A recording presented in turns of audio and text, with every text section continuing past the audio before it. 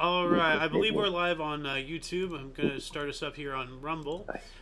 And yeah, good morning, hello, and welcome to This Date in History, aka TDH. This show is about what happened on this date, to date throughout the annals of recorded history. Join us as we delve into yesteryear, not only for important and interesting happenings, but to possibly even answer questions you don't know you have. The sources of this information come from the website onthisday.com and the smart device applications Historical Calendar and Today in History. For links to these sources and anything else potentially interesting, please check the underbar description below. And as per usual, anything gathered throughout the show will appear post live stream. My camera is once again doing that stupid little thing. But anyway, I am A.O. Xander. King's Refuge. And you, viewer, are of course you. Thank you very much for coming and tuning in. Today is Woden's Day, aka Odin's Day, aka Windendendendenden's Day, July 10th, 2024. So, would you care to start us off in 48 BC as I fix my camera? 48 BC, Battle of Dyrrhachium. Julius Caesar barely avoids a catastrophic defeat to Pompey near the city of Dyrrhachium in what is now Albania. Huh.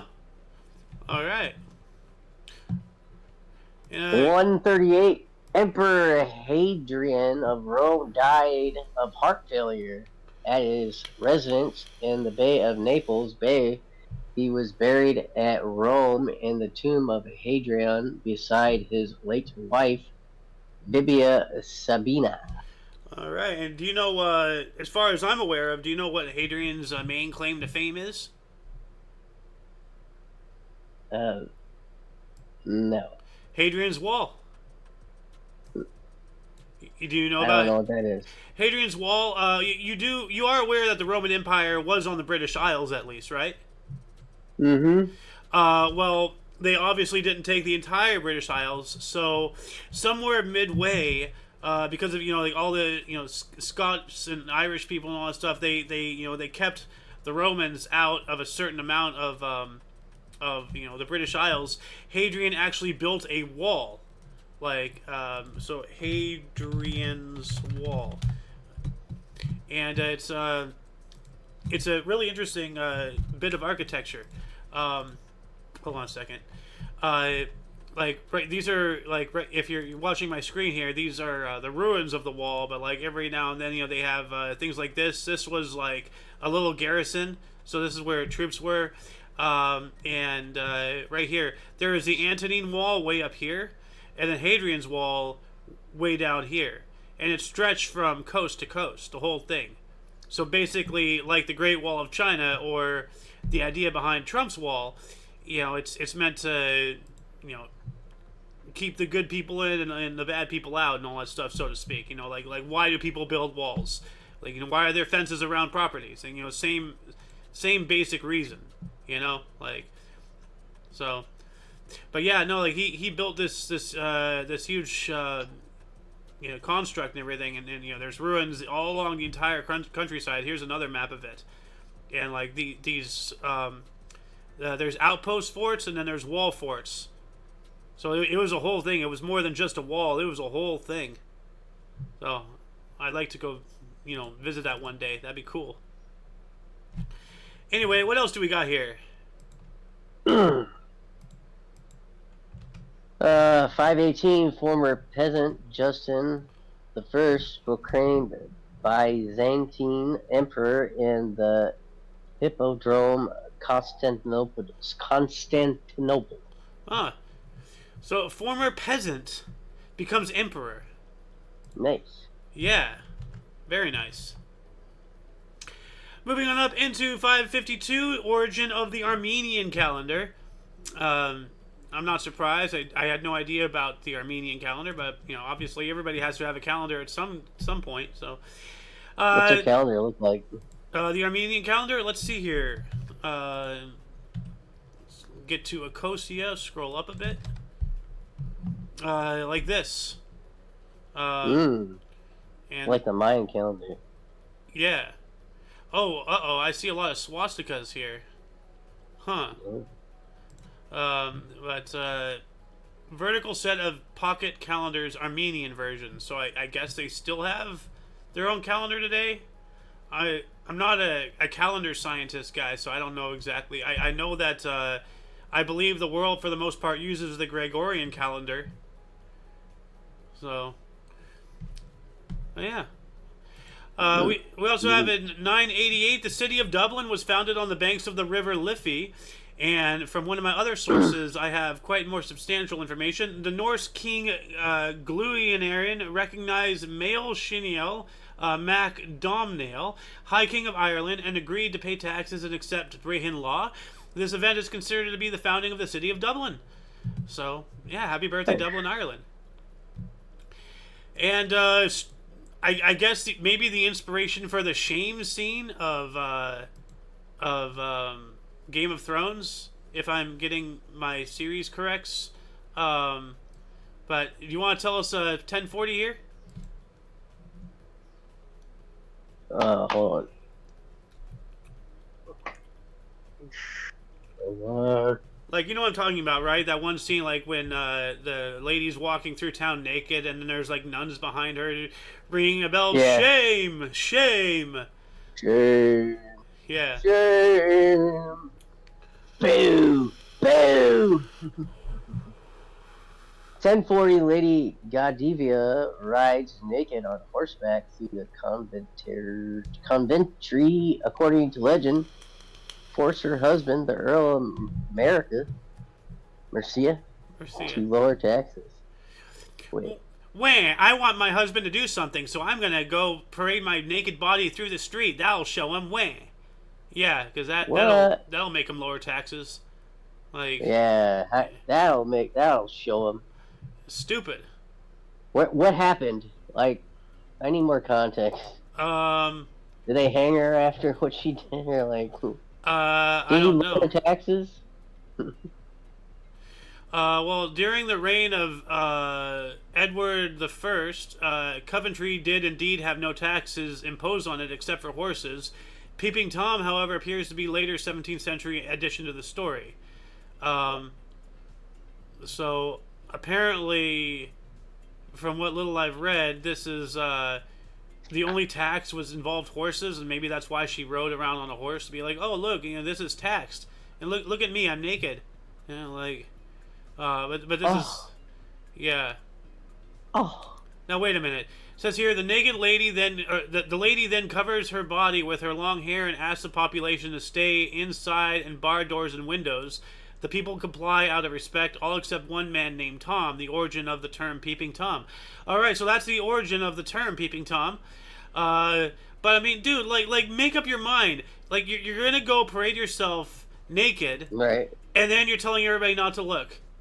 I mean, dude, at risk of sounding misogynistic, common female activities. Like there's so much hypocrisy happening all at once. Like, what do you want? Like, what does she want?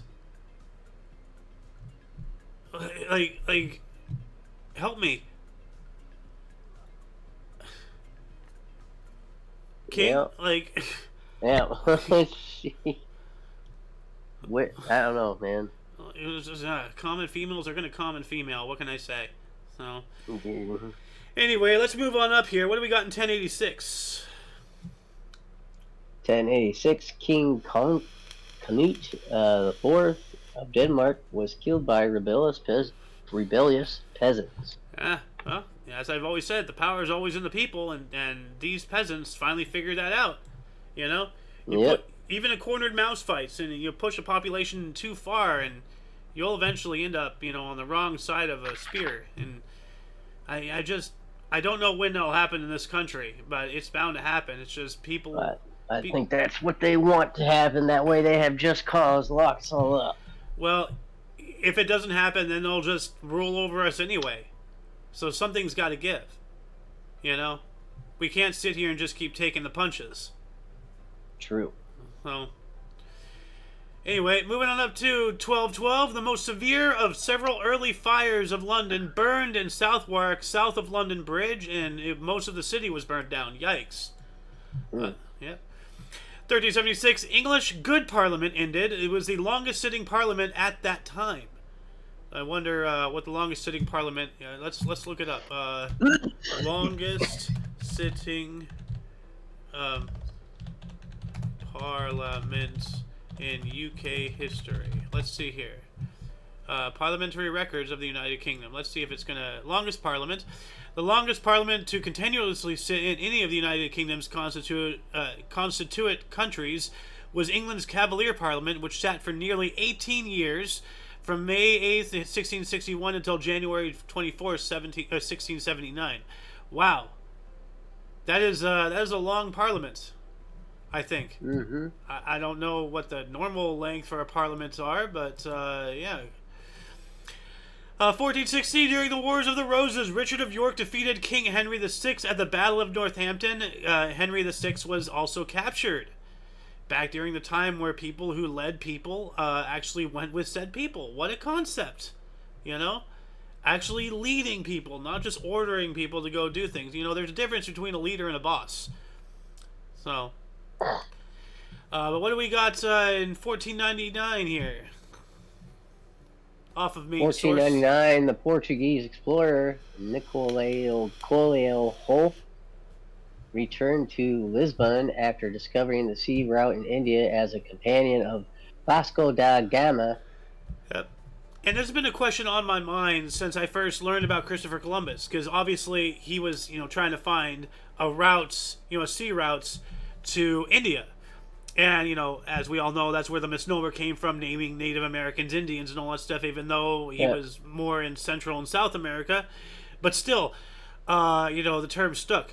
And I always thought, okay, well, obviously that was in India, so, they would have to, at some point find an actual sea route to India. I never learned about that until I was 37 years old, read it yesterday while writing for this show. So this is when they actually did find a sea route to India. So, 1492 to 1499, that didn't take long. Another 7 years. So, yeah. What do we got here in 1520? 1520, King Charles V, France, and King Henry VIII of England signed a Treaty of Calais. Treaty of Calais, 1520. Let's see here. The Field of the Cloth and Gold. What the hell? It was a summit meeting, okay, yada yada, held at Bellingham between Ardes of France, yada yada. It was a very expensive display of wealth by both kings. Cool. Okay, so what did it do though? This meeting made a great impression on contemporaries, but its political results were very minor. While the carefully established rules to the tournament. So this is something else? Question mark? Hold on a second. I thought this was... Okay, so this is something else. Hold on a second. This is not telling me about the Treaty of Calais. I wanted the Treaty of Calais 1520, and it's giving me information about a jousting tournament. What the hell? Alright, well, I guess we're not going to get the answers we seek. So if anybody can figure it out, let us know in the comments section. That'd be great. What else do we got here? 1553. 1553, Lady Jane Grey, daughter of Duke of Suffolk, proclaimed Queen of England, succeeds Edward VI, who proclaimed his half-sisters illegitimate, resigns for 9 days. Reigns. Reigns for 9 days. Yeah. I'm like, wait, that doesn't make sense. You're a king. That's supposed to be in the top 10 of your vocabulary. That word. Come on, man. Come on, man. I'm gonna get some chocolate chip. 1629, the first non-separatist congregational church in U.S. was founded in Salem, Massachusetts. All right, that's pretty cool. 1652, England declared war on the Netherlands, beginning the First Anglo-Dutch War. Huh. All right. 1739, King George II authorized the Admiralty Board to seek maritime reprisals against Spain. This is the War of Jenkins' Ear. and this sounds very much like privateering. So let's look up this War of Jenkins' Ear. What a weird name. Like, we're gonna have a war of our hearing organ, specifically Jenkins' hearing organ. It was a conflict lasting from 1739 to 1748, so 9 years between Britain and Spain.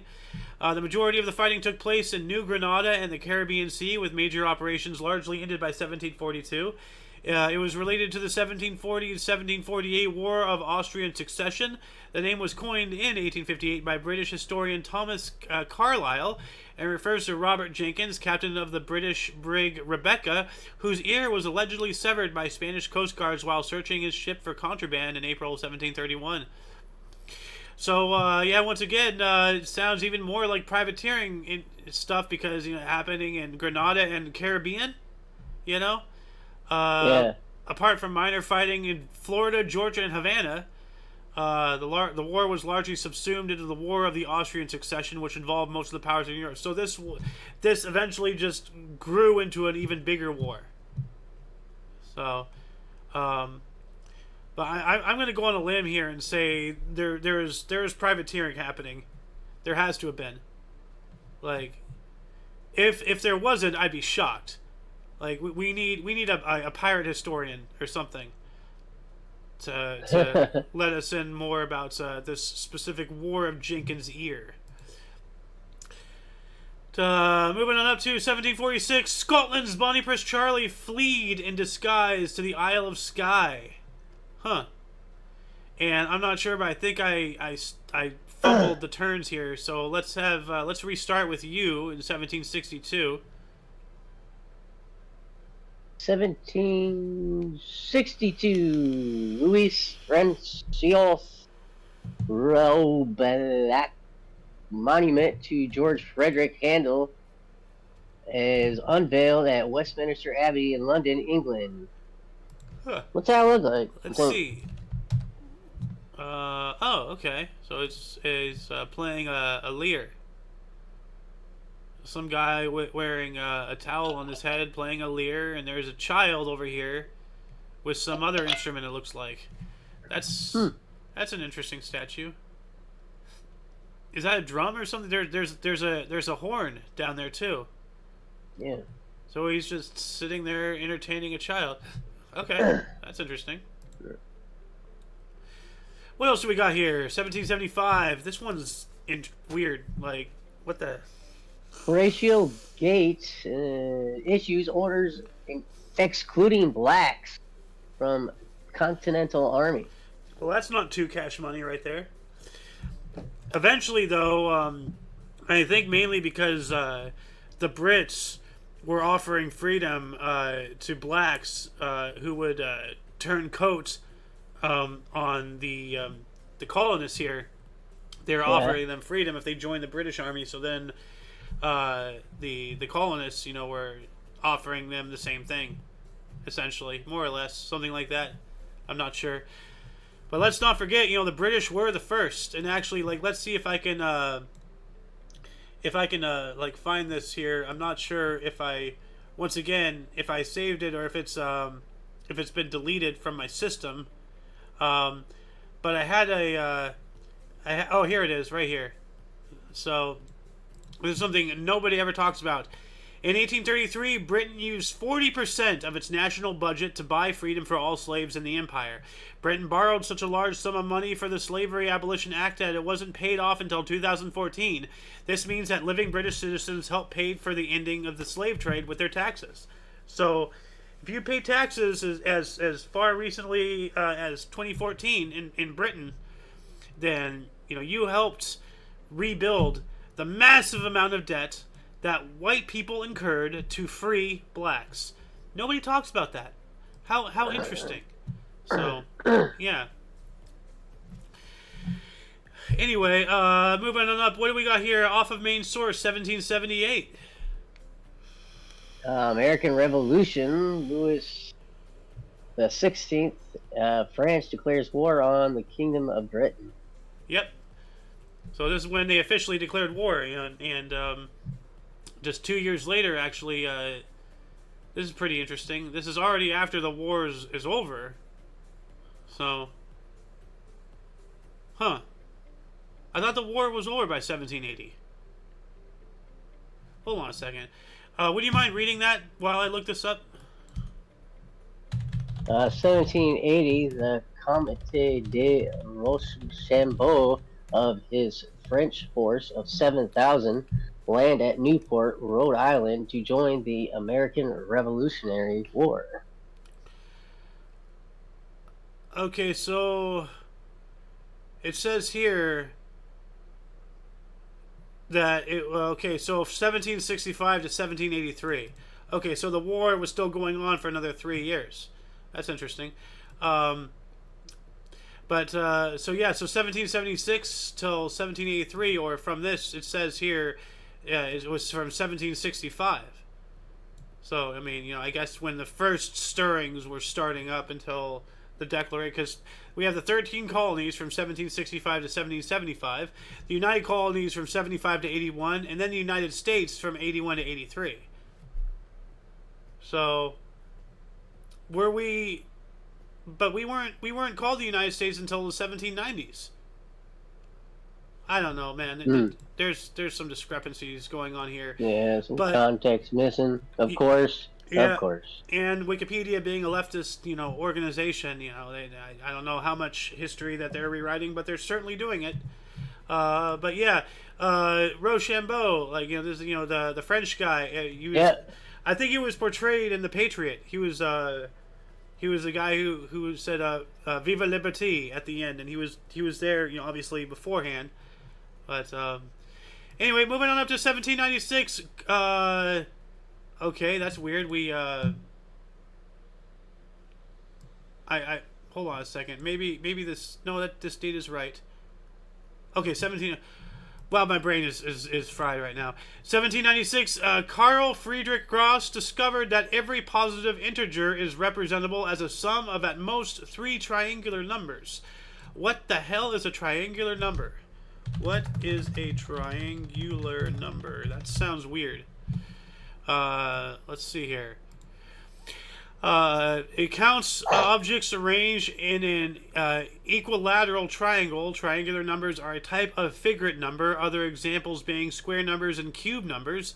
The nth triangular number is the number of dots in the triangular arrangement with n dots on each side and is equal to the sum of the n natural numbers from 1 to n. The sequence of triangular numbers starting with the 0th triangular number is 0, 1, 3, 6, 10, 15, 21, 28, 36, so on and so forth. So essentially, every positive integer is a sum of at least 3, or of at most 3 triangular numbers. This is mathematics beyond my pay grade, so I have no idea what it is I'm reading, but I'm sure somebody out there at some point will understand what this is. So yeah, we don't just do this show for us, we do this for you. It's like, how many things have we reported on that we have absolutely no idea about, King? Right. Yeah. It's not just about what we find interesting, it's what we find that might be potentially interesting for other people.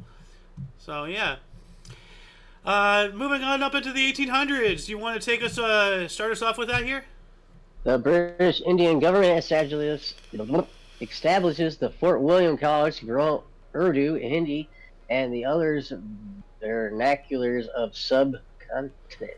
All right. Keeping languages alive. That is awesome. 1806, the Villeroy Mutiny is the first instance of a mutiny by Indian sepoys against the British East India Company. Huh. All right, so the first time Indians did a mutiny, as far as, against the British, as far as what's documented. So, that's interesting. Huh. And this next one is pretty big. Oh, shit. 1832, President Jackson's vetoed legislation to recharter the Second Bank of the United States. Yep, and wasn't it because we've both seen, the decline of the American dream? Yeah. Like the cartoon video, this one here. Don't they reference this about Andrew Jackson's famous last words being, "I killed the bank"? Oh, yeah. Like, let's see if I can find it here. Probably not. But yeah, it's in here somewhere. Yeah, whatever. Anyway, moving on up. What else do we got here? 1847. Urbine Le Leverrier and John Couch Adams. Couch. What the hell kind of a middle name is that? Co-discoverers of Neptune met for the first time in the home of the John Herschel. So they both discovered Neptune. I remember hearing or reporting about that. They discovered it at the same day, more or less like within an hour or so of each other. So they both got co-credit for discovering Neptune. Well, that's pretty cool. Yeah. And actually, yeah, this is the thumbnail of today's video. Co-discoverers of Neptune.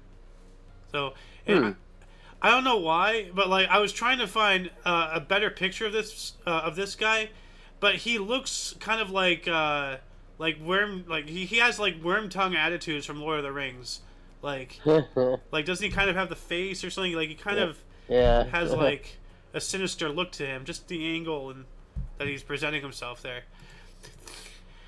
Anyway, 1850, Millard Fillmore was sworn in as president of the U.S., replacing Taylor, and we talked about, Taylor dying yesterday after eating fresh fruit and iced milk, and yeah, cherries. Yeah, was suspected to be cherries. Yeah.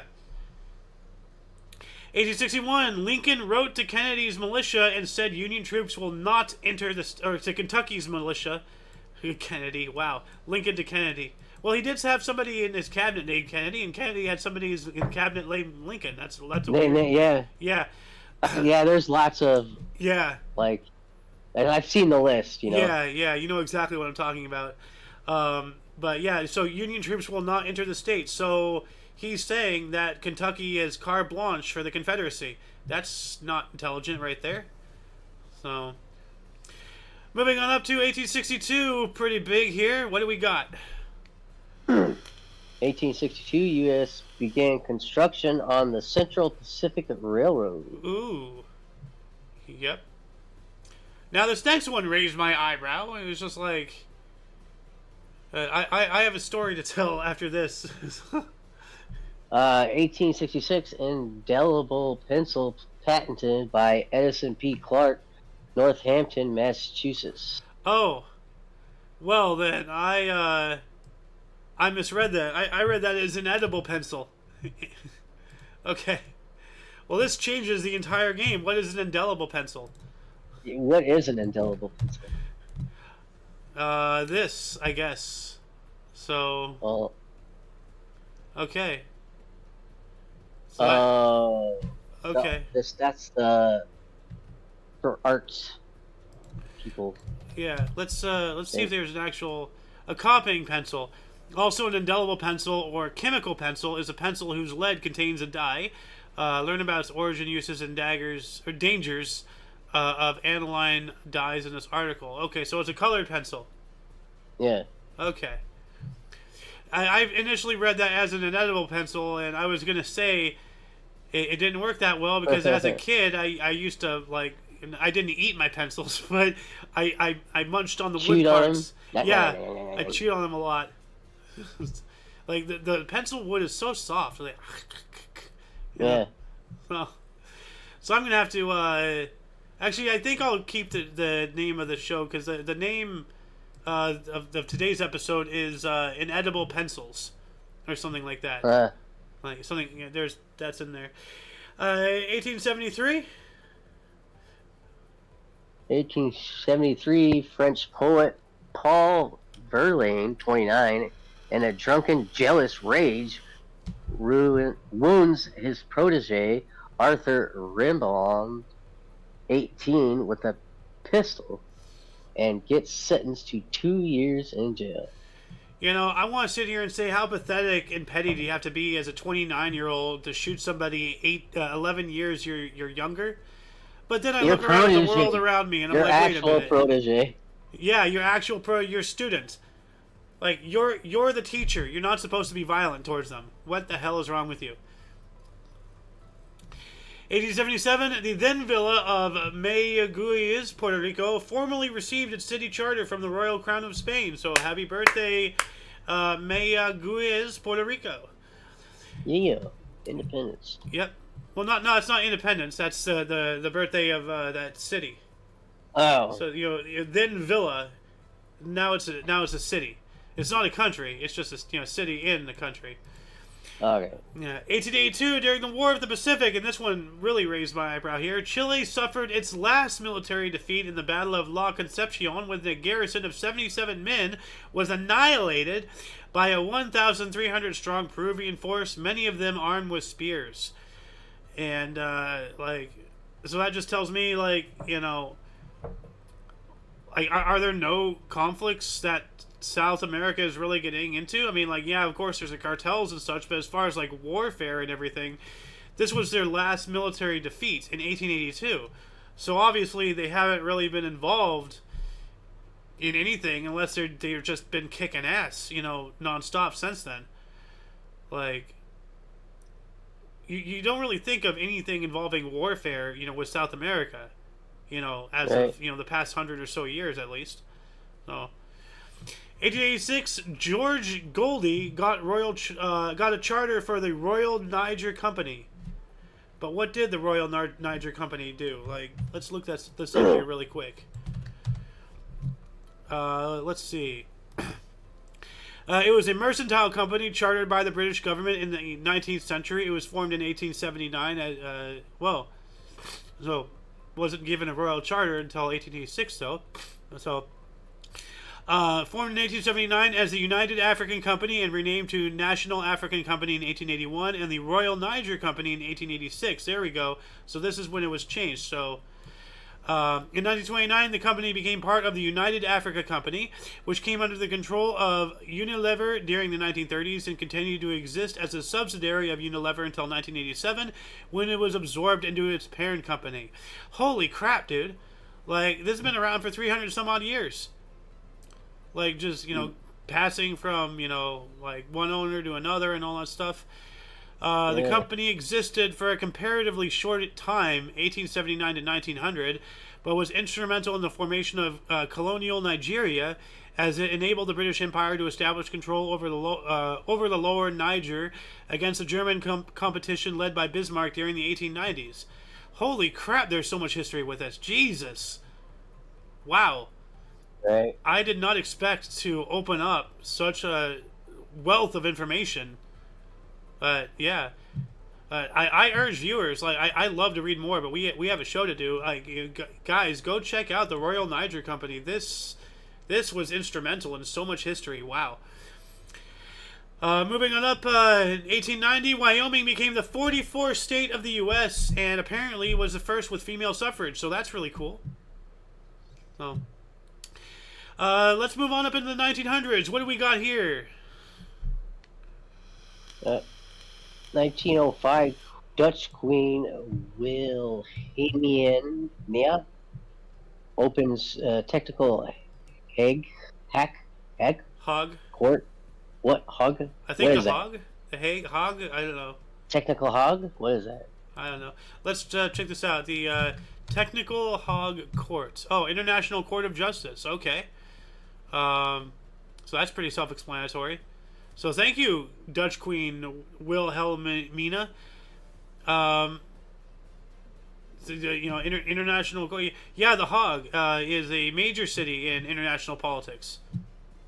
There's a lot have been going on over there. What do we got here in 1908? This is pretty significant. 1908, H. Kamerling makes helium liquid. And it was at negative 269 degrees Celsius. So liquid helium. It has to be very cold. Because, helium in its natural state is a gas. Moving on up into 1911, 105 degrees Fahrenheit or 41 degrees Celsius at North Bridgeton, Maine. And that's their state record. And we're going to have a run of state records here in a little bit. There's There's a slew. There's like 4 articles. Boom, boom, boom, boom. One after another here. But we have 1913, the world's official highest record temperature at Greenland Ranch, now known as Furnace Creek Ranch. Pretty fitting name there. Oh, and Death Valley. Okay. Why the hell would they name something Greenland in Death Valley? California at 134 degrees Fahrenheit or 56.7 degrees Celsius. Furnace Creek Ranch. Well, let's take a look at this here. Furnace Creek Ranch. All right, yeah, so that's out in the desert in Death Valley. As soon as the picture loads, if it loads, 5, 4, 3. Okay, there we go. Yeah, so that's obviously you can tell that's in the desert. And I wonder how much water they have to use to keep all those trees there. Because you can see, like, you know, outside of like the line here, there's just nothing. It's just desert. So, 1917, Emma Goldman imprisoned for obstructing draft. Yikes! Oh, don't obstruct drafts. An anarchist and publisher. Yeah. Oh, of course, she's an anarchist. Okay, well that explains why. What else do we got here? 1918. 1918, Russian Soviet Federal Socialist Republic forms. The predecessor to the USSR. Yeah. Yep. 1919, Judge Parliament approves women's right to vote. Yeah. Yes. Get a cheer on that. Put a cheer on that. Put a tear? Cheer. Cheer. Oh, okay. Yay. Yes. Your cheer mark. Your cheer button.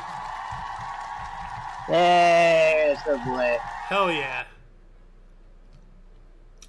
Alright, 1919, U.S. President Woodrow Wilson personally delivers Treaty of Versailles to Senate. Worst president ever. Yeah. Oh.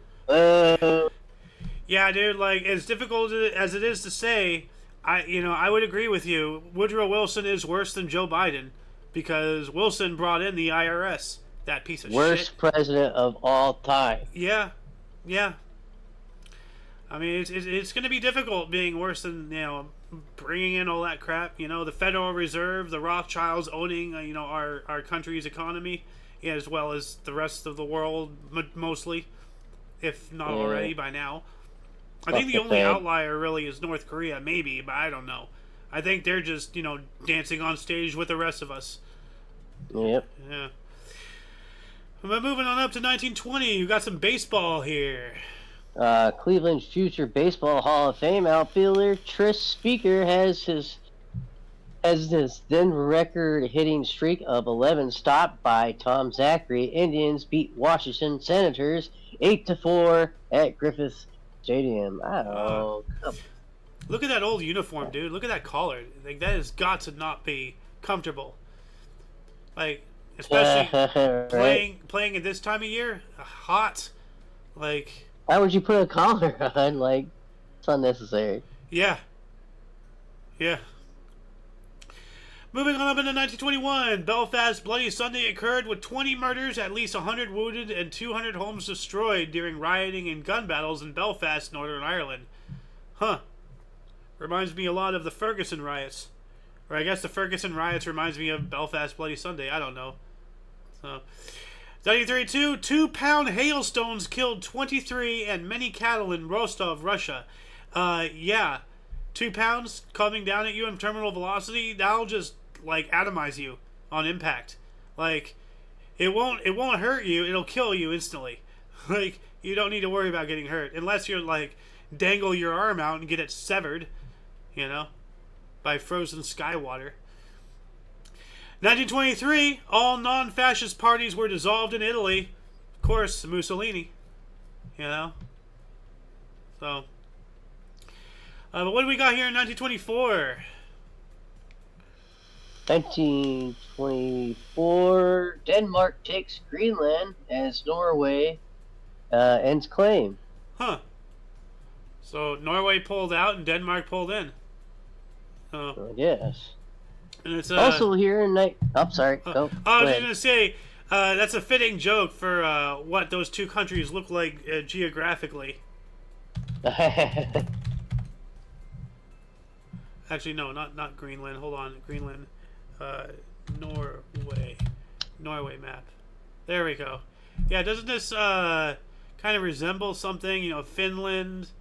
You know, Finland being the orb, and then Sweden. Yeah. Norway is just a Chernobyl tumor. It's a, or maybe it's a shark appendage, because you know they have two, right? So I don't know why I know this, but the internet has ruined my mind. Anyway, what else do we got here?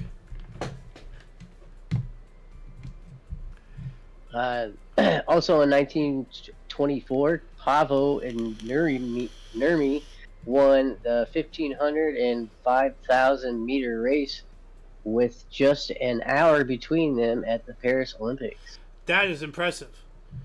That is fast, boy. Yeah, well, not just fast, but like, you know, he did it only with an hour break between, like, because he's versing other professional athletes. Like, that's incredible.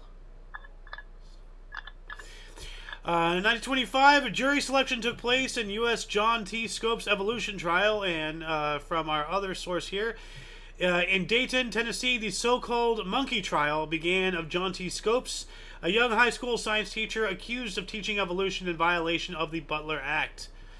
So, here we go. What? You know, young upstart teachers, you know, going against the grain. Sometimes it's for good reasons, like the teaching of evolution.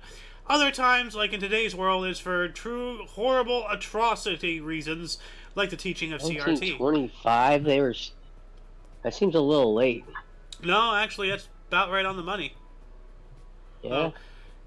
Man. Yeah. 1925, they were still teaching creationism as the only, you know, cause of how humans exist. Man. So. That's crazy. Yeah. Well. At least we're more enlightened today, a little bit, you know. Well, but see, like the thing is that like, you know, the whole debate between evolution and creationism is, why can't people just say, oh, well, maybe God invented evolution? There's both.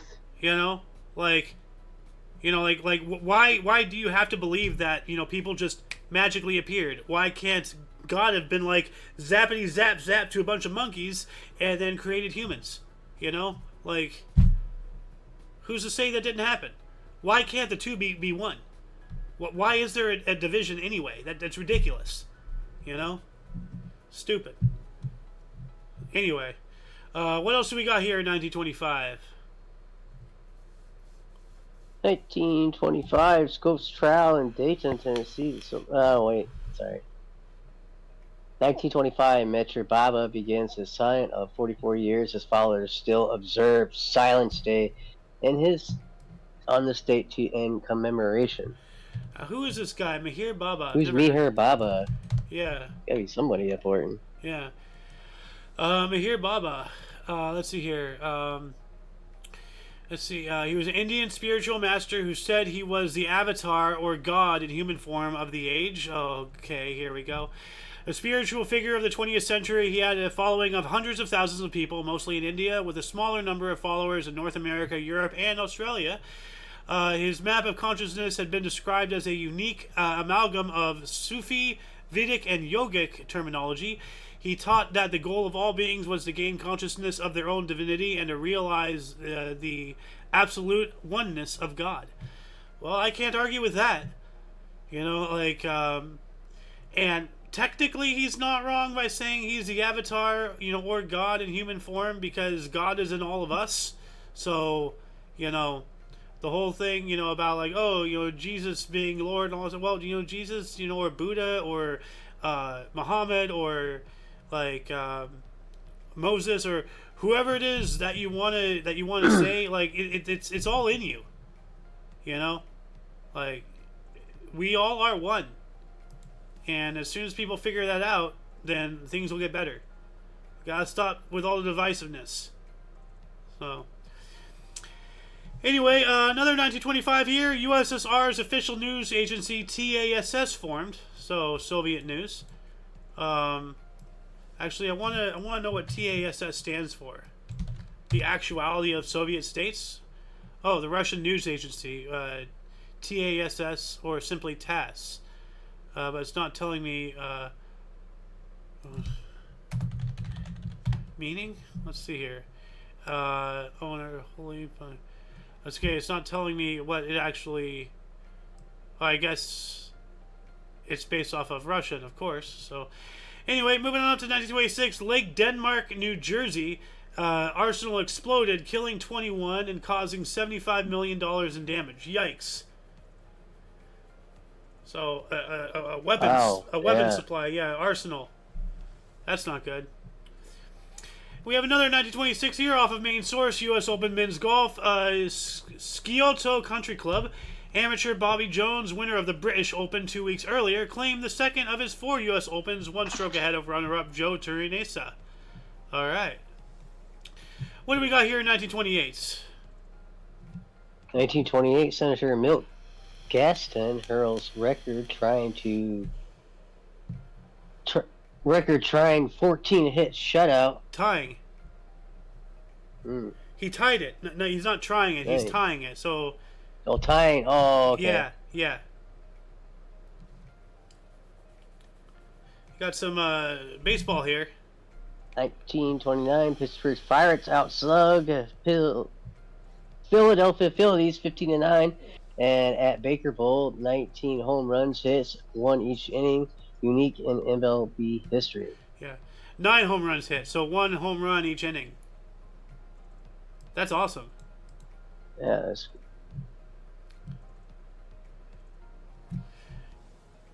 We got one more 29 here. 1929, U.S. issues newer, smaller size paper currency. All right, and that reminds me. Like, let's see here. Puts your hat.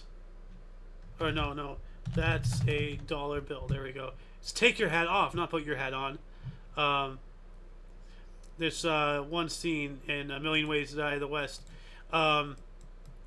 It showcases, this is from the late 1800s, but dollar bills used to actually be this big here. So, like, look at the size of that bill.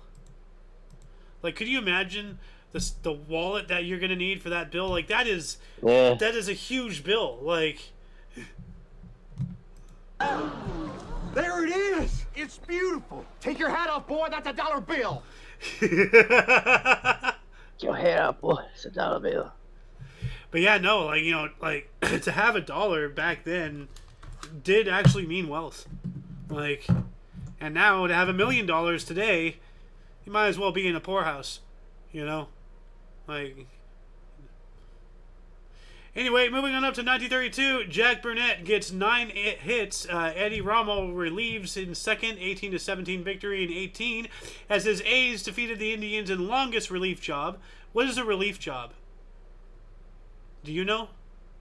I don't know. It sounds. This is baseball lingo. Relief job, baseball. Let's see here. Oh, relief pitcher. Okay. So, like, he went in there and he relieved him, and he. So yeah, that's right. So, right here, Jack Burnett gets 9 hits, and then Eddie Rommel relieves in second. 18-17. So there's a relief pitcher. Okay. 1933, first police radio system operated, Eastchester Township, New York. All right. So yeah, so the police, talking to each other is like, oh, we need you to go to 4th and Main. We have a 1042. Whatever. Like, the police radios. 1934, the first sitting U.S. president to visit South America, FDR in Colombia. All right, so he was the first one. Cool. What do we got here? 1934, another one. National League pitcher Carl Hubbard struck out Babe Ruth, Lou Gehrig, Jimmy Foxx, Al Simmons, and Joe Cronin for MLB All-Star Game record for consecutive strikeouts. American League still win at 9-7. Nice. Wow, this guy struck out like some big names, Babe Ruth and Lou Gehrig. Like, I have no idea who these other 3 guys are, but I'm pretty sure that that they're substantial. And here we go. Do you want to rattle off what I spoke about earlier? We have 4 state records of heat. 1936, 109 degrees. Cumberland and Frederick, Maryland, state record. Also in 1936, 110 in Runyon, New Jersey, also state record.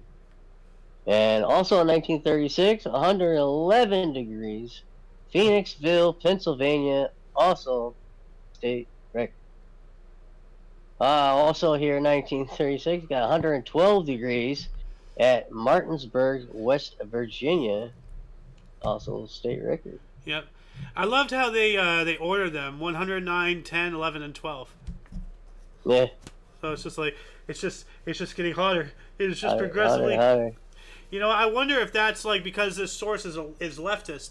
I wonder if they're trying to subliminally like push this like climate change agenda.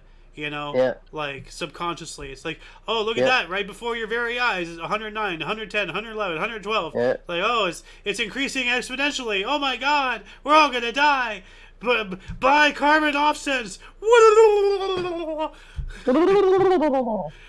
Climate change. Polly want a cracker.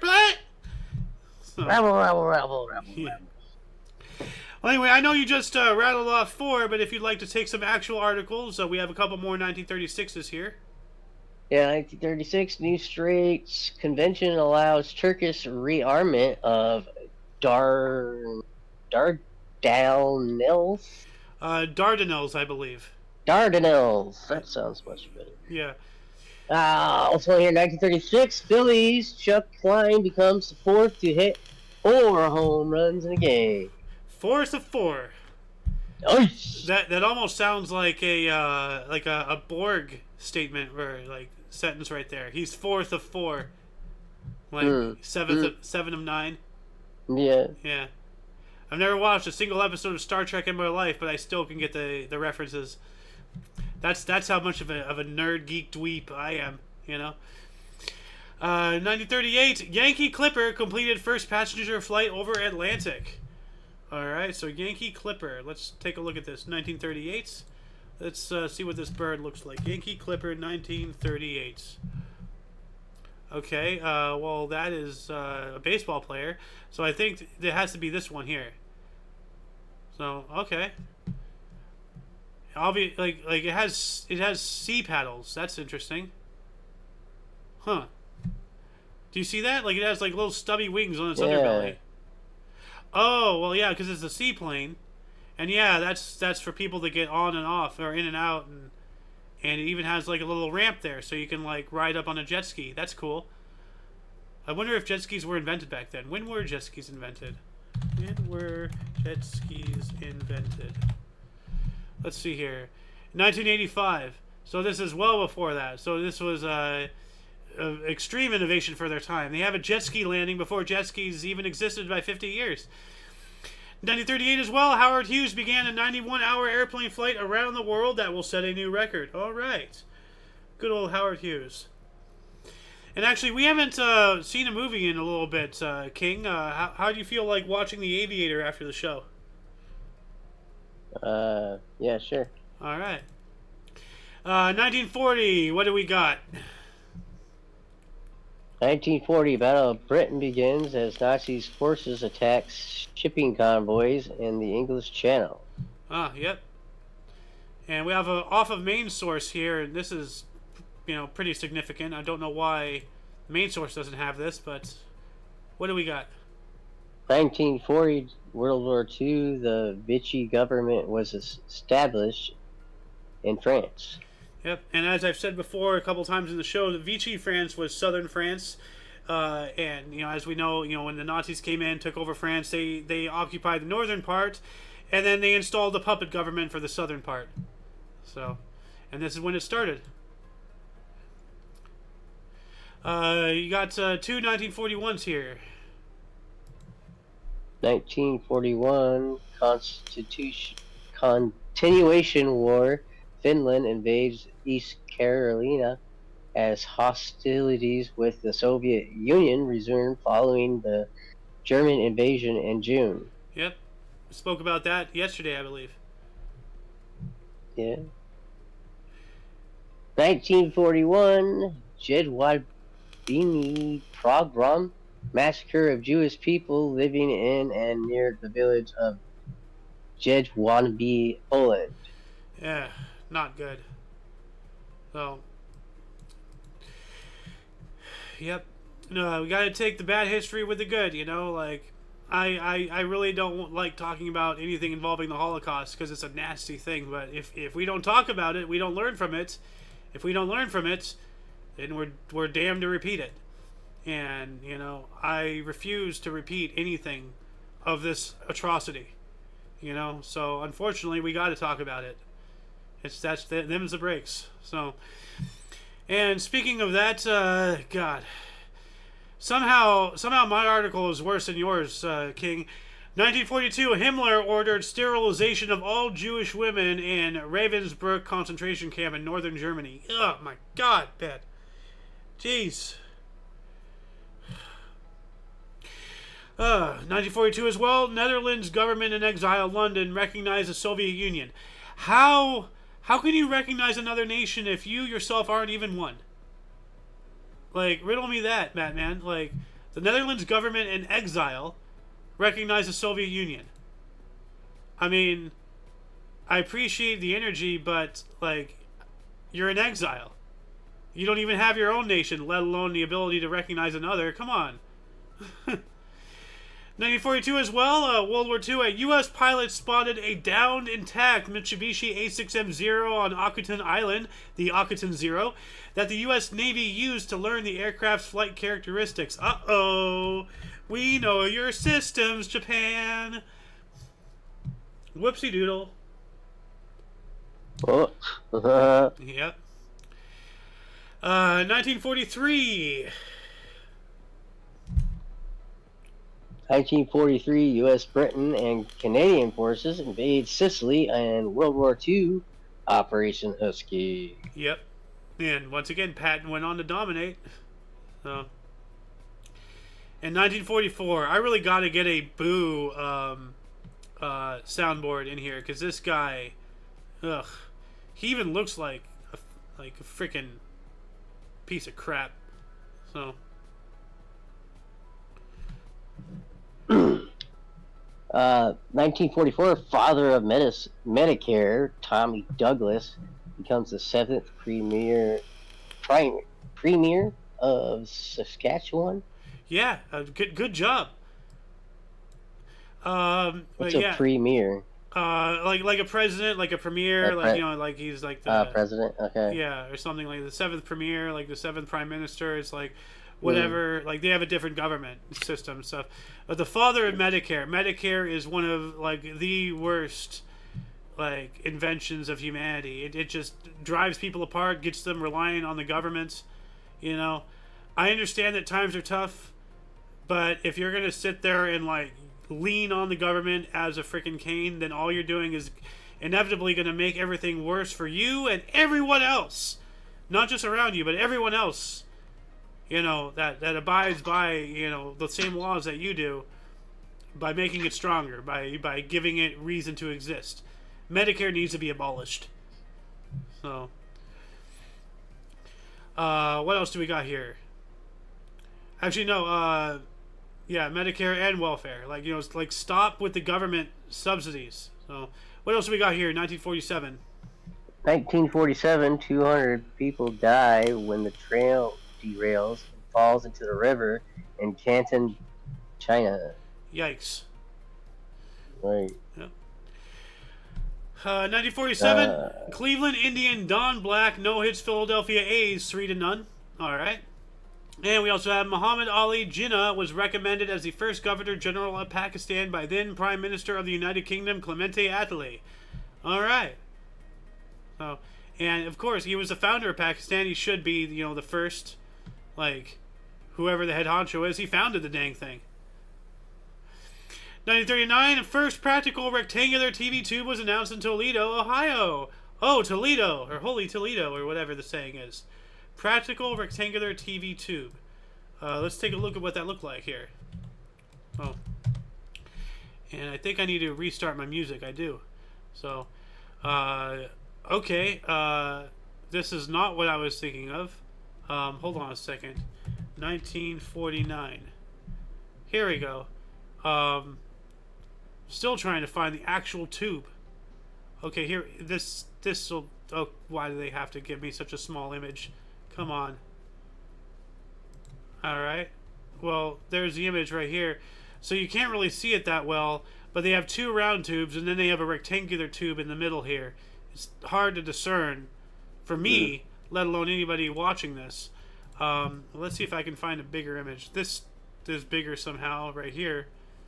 But yeah, like back in the day, TV, like, you know, used to have vacuum tubes. Like here's an image of one. Like, you know, these are all different vacuum tubes and everything in order for television to television. What do we got here in 1950?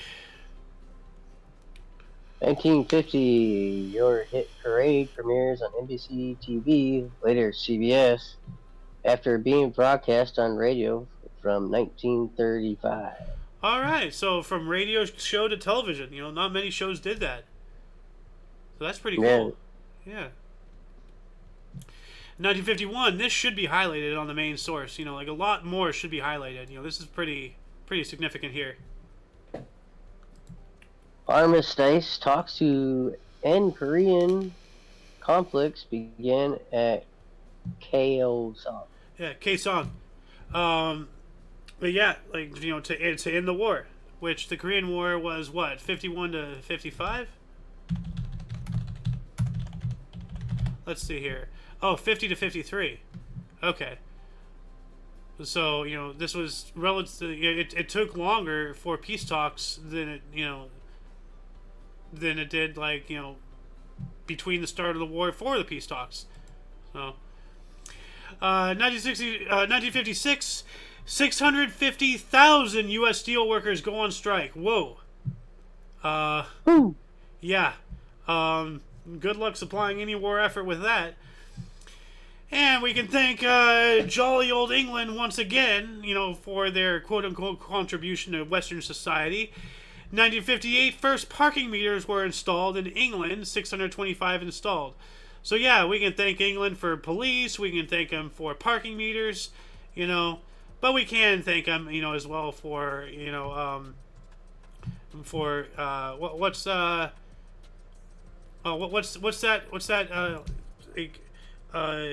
historically significant British documents, governments. I can't remember what it was called. Well, I'm not trying to talk about the Constitution. You know what I'm talking about, right? Like, you know, like in the 17 or 1800s, like the king, like signed like this massive document. Magna Carta. Thank you. There it is. The Magna Carta. Yeah. How the Magna Carta changed the course of history. Like, stands as one of the most influential and pivotal documents in human history. This remarkable charter revolutionized the balance of power by placing limitations on the monarch's authority and establishing an essential mechanism for holding a king accountable. So, oh, look at that, king. Now you're accountable.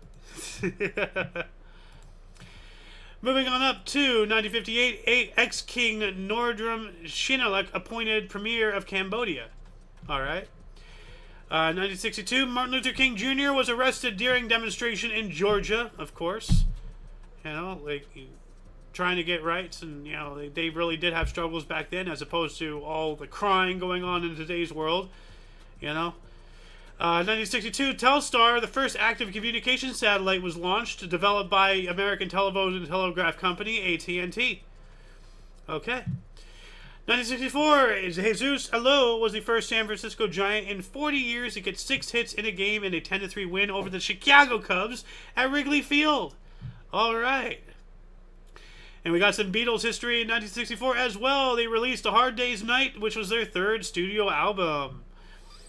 365 days later, 1965, Rolling Stones scored their first US 1 single, I Can't Get No Satisfaction. And I try, and I try, and I try, and I try, I can't get no. Yeah, I shouldn't sing. 1968, Bobby Gentry recorded Ode to Billy Joe. Single went on to win 4 Grammys. All right. Uruguay in 1967 became a member of the Berne Convention Copyright Treaty. And what is the Berne Convention Copyright Treaty? Some new users may ask. You know, people watching the show might not be entirely, privy to some things that we are.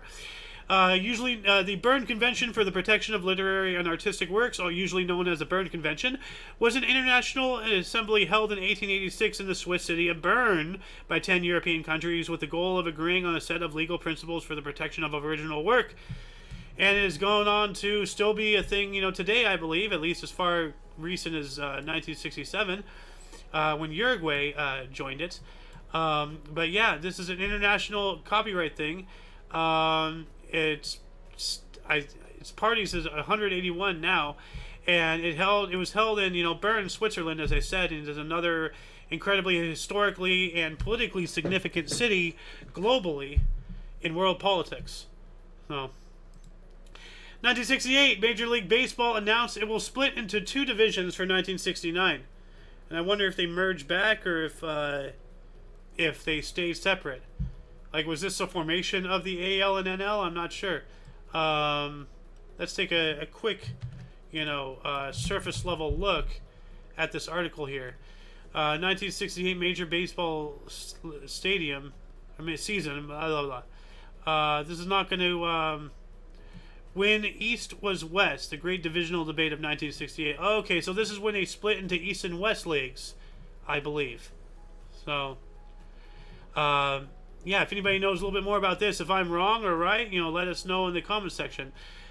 Moving on up into 1969, Chilean Association of Librarians was created. All right, we librarian people, need our pocket. 1971, we have a failed assassination attempt on King Hassan II of Morocco, resulting in 101 bystanders getting killed. Holy crap!